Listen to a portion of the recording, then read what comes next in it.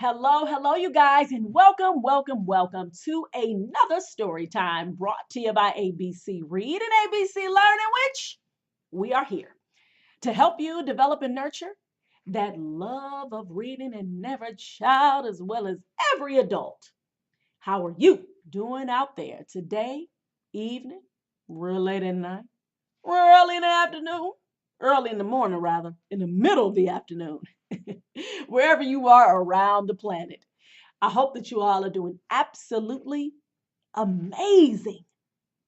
And I hope that you all have read or you are planning to read for at least 30 minutes, y'all. That is so what's up.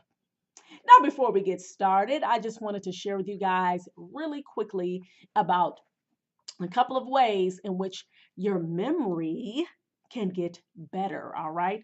Now, I was listening to a lecture by an African American psychologist, and his name is Dr. Amos Wilson.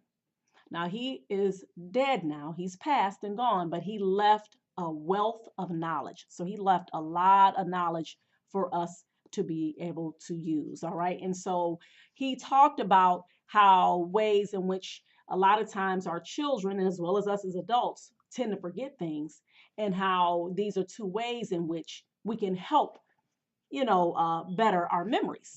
And so one of the things he talked about is, of course, when you are able to remember something, is that it usually has to be interesting to you or that you like it. Now, of course, a person is going to say, well, what about the things that you need to remember that you're not interested in? Well, an example of which can help you with things that you need to remember is something called a mnemonic device. All right. And so, to put it in plain old layman's English terms, a mnemonic device is just basically a way for you to take the first letter, okay, of a word or words that you're trying to remember, and then you put them together, and it will make usually typically will make either a nonsense word, or sometimes it won't. Sometimes it'll make an actual word. All right. So, for example, when I am tutoring my student who has dyslexia, one of the things that she has to do is check the sentences to make sure that she has written them correctly. All right. And so there is a mnemonic device that we use to help her to remember what things she needs to check. So she has to check for capitalization, she has to check for appearance, for punctuation, and spelling. So what do you do in that instance? You take the first letter of the capitalization, which is C, the first letter in appearance, which is A, the first letter in punctuation, which is P, and the first letter in spelling, which is S. So when you take those letters and you write them down, you have CAPS, which is caps. All right. So that is a way for her to remember that, oh, these are the things I must check when I am checking to make sure my sentences are written correctly. So again, ladies and gentlemen, that is called a mnemonic device. And the second thing in which can help the memory is listening. Not just hearing, but actually listening. Because when you are listening and paying attention and focused, then you are able to retain the information. All right. You are able to understand and process it well. Because part of listening is not just you hearing the words, but you have to be able to get it inside your brain and then process it. Okay. Just like when a computer, that's how a computer knows what things to put out, because somebody had to put those messages, put the encoding and do all that techie stuff to put the stuff into the computer so that we can be able to get, the information out correctly. And guess what helps you with those two things that I just said? Reading aloud. Okay. Reading aloud helps you with that focus and attention. All right. And also getting things that are, again, that you are interested in, which helps you with your memory as well, or finding ways in which, if you need for things that you need to remember, finding ways in which to get you to remember those things. All right. So, with that being said, now I am ready to read to you guys chapter 9 of Fish in a Tree. Now, I had to go ahead and reread this chapter, as I know I read it already, but I'm reading it for my boy Muhammad. That is my good friend's son. Shout out to Muhammad. I am so happy that he is enjoying these read alouds. He has been listening to Fish in a Tree online, and they came across them. They got to chapter 9. They're like, wait a minute, where's chapter 9 at? And I'm like, I looked forward to it. I couldn't find it. So I said, you know what? I'm just going to go ahead and read it again. All right. So shout out to Muhammad, Mahmoud, Mariam, and my girl Imani. Thank you, you guys, for listening. All right. Here we go. Bag full of nothing. Today, we're each supposed to bring in something that represents us and tell the class about it. I thought of a few things I could bring, like a can full of dirt or a bag full of nothing.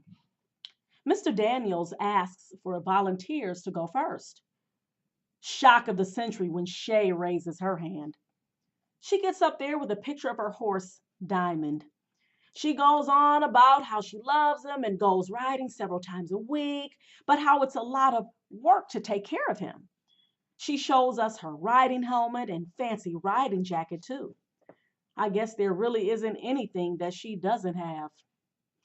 Jessica brings in a picture of Shay and talks about what good friends they are, which I think is funny since we're supposed to talk about ourselves. Oliver bounces to the front of the room. His feet are never on the floor at the same time. He takes out a light bulb. I am the giver of light. Really?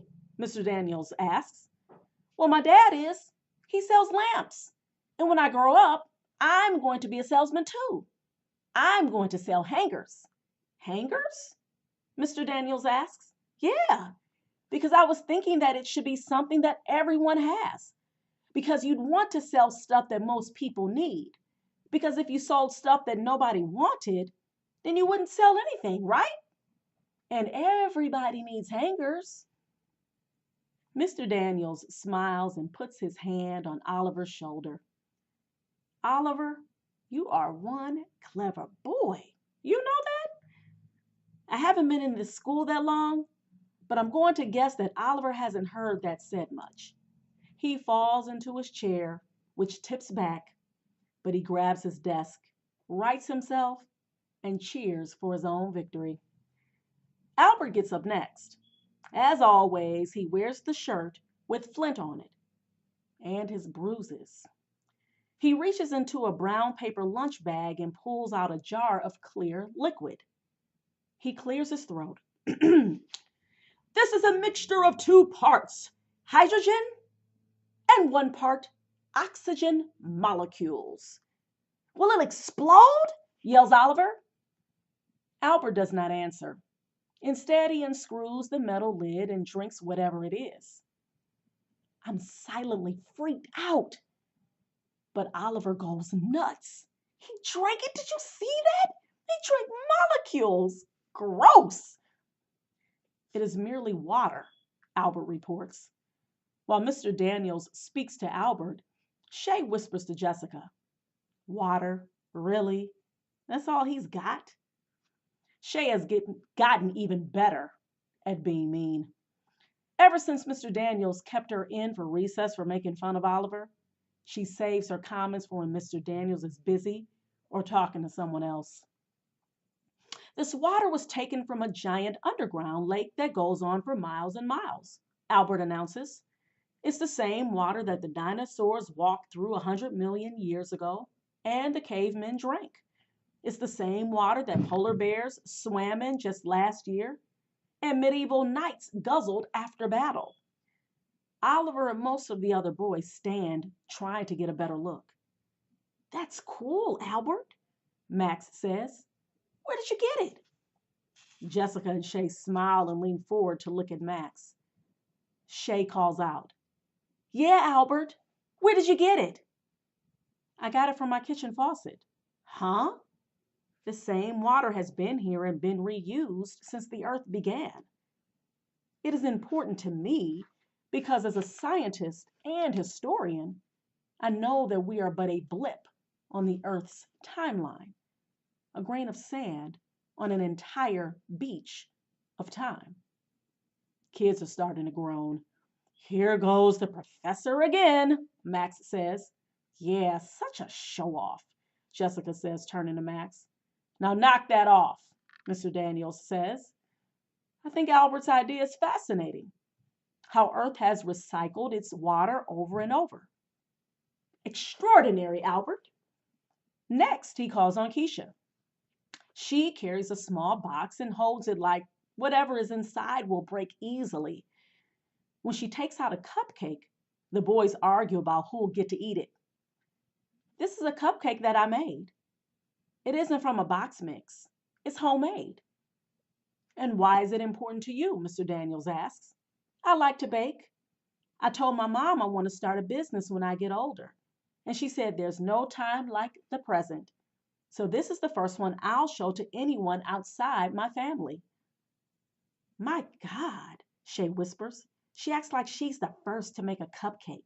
It's not even decorated or anything. Shay, please keep your comments constructive, Mr. Daniels says. Yes, it is plain on the outside, Keisha says, half smiling at Shay. But it's the inside that matters. Keisha takes a knife out of her box and cuts the cupcake in half and shows us the inside.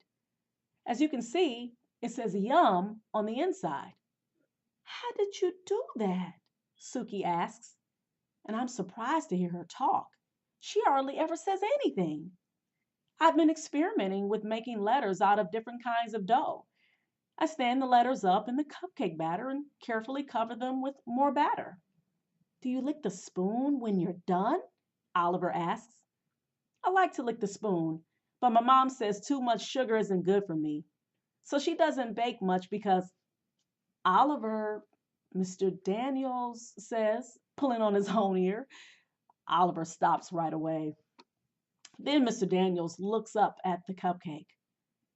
Wow, Keisha, that is pretty impressive.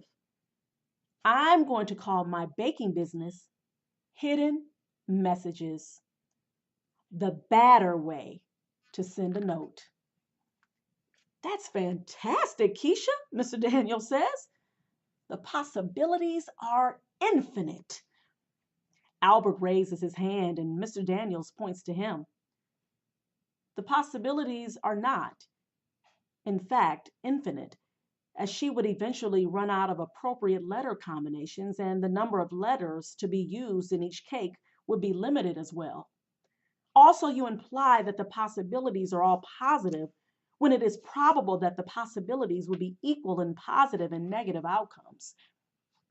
Actually, you're correct, Albert, Mr. Daniels says. But I'm an optimist. What can I say? So you agree that the possibilities aren't endless? Well, I agree from a mathematical standpoint, Albert, but not from a human one. I believe that the things we put numbers on are not necessarily the things that count the most. You can't measure the stuff that makes us human, like Keisha's creativity or how hard she'll work.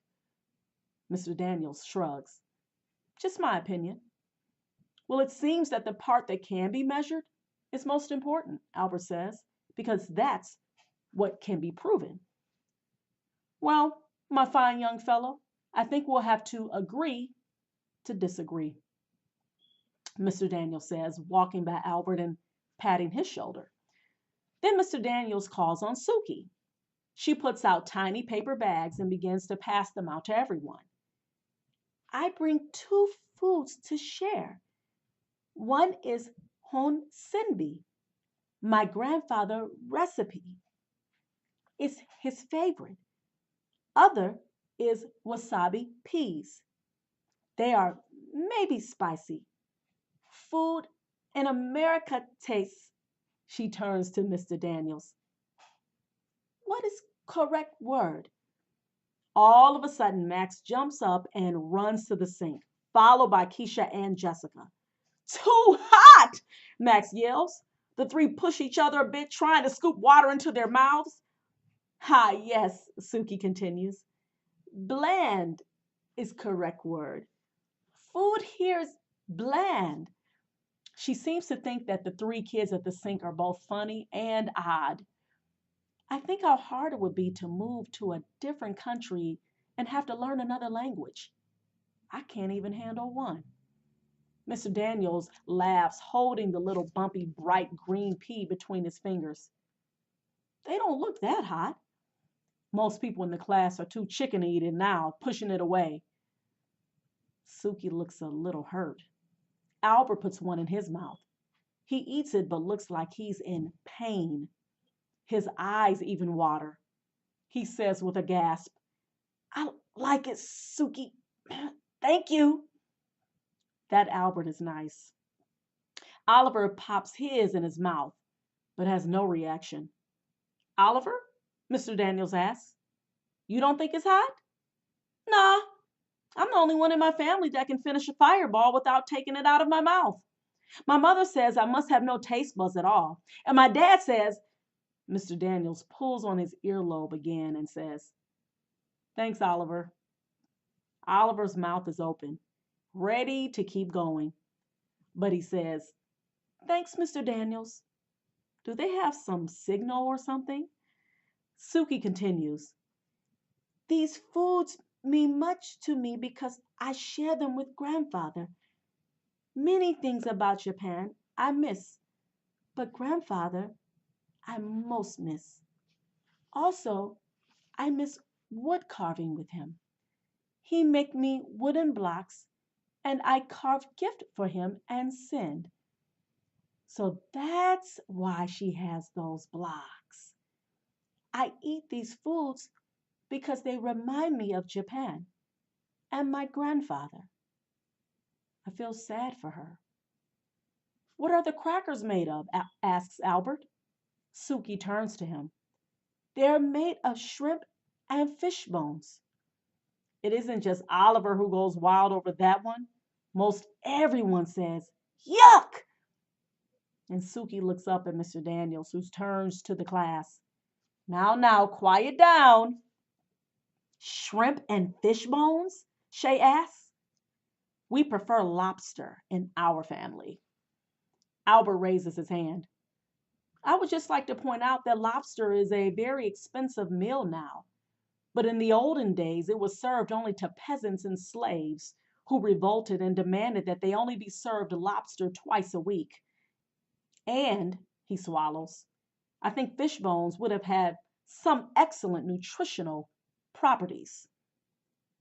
Suki smiles for a second before she scurries back to her seat. Mr. Daniels gives Albert a solid nod. Next it's my turn. What I ended up bringing in means something to me. But now I'm not sure the class would be nice about it. I decide to play it safe and say I forgot. I can tell Mr. Daniels is disappointed. Well then, do you have a pet you can tell us about? He asks. No, my mom is allergic. This reminds me of my dad crawling around the living room on all fours, pretending to be the puppy I begged for. Oliver starts to bark like a dog. Mr. Daniels says, Too much of that, Oliver, and we'll have to give you some dog biscuits, all right? Better be careful. Mr. Daniels squints at me. Are you sure there's nothing you can show us? Because I have a feeling there's something. I slide my hand down into my pocket and clutch my 1943 steel penny, the object I brought in for sharing today. He watches my hand and I realize I've given myself away. So I stand and take out the penny. My dad is in the army and he's deployed right now. On the day my dad left, he gave Travis and me these pennies. I look up at Mr. Daniels. That's my big brother. He nods. In 1943, pennies looked weird because they were silver in color like quarters. They were made of steel instead of copper because the government needed copper to make ammunition during World War II. Then in 1944, pennies went back to the usual red copper color. Anyway, I think it's cool. I do too, Mr. Daniels says. And I think it's even more cool that you told us about it. As I walk back to my seat, I think of how when Dad left, he said that when we look at the steel pennies, we need to remember that we are unique too. And also that things will go back to normal for us, that he'll be home before we know it. really miss him. Mr. Daniels gives Oliver a thumbs up. And I think how cool it is that they have the ear pulling signal. That way he doesn't always have to tell Oliver that he's doing something wrong in front of everyone. I know what that feels like, and I'm happy that Mr. Daniels cares so much. Most teachers seem to like their students to be all the same, perfect and quiet. Mr. Daniels actually seems to like that we're different. Whoa, all right. Oh, wow. Powerful, powerful, powerful. And again, like I said, I've already read all these chapters. I finished the book already, so you guys can go and check out the rest of the book. But I was just rereading for my good friend and for those of you who couldn't find it as well. So all of you, all right, my reading revolutionaries. So you all, please take care and remember to please keep reading for at least 30 minutes a day. Peace, my reading family.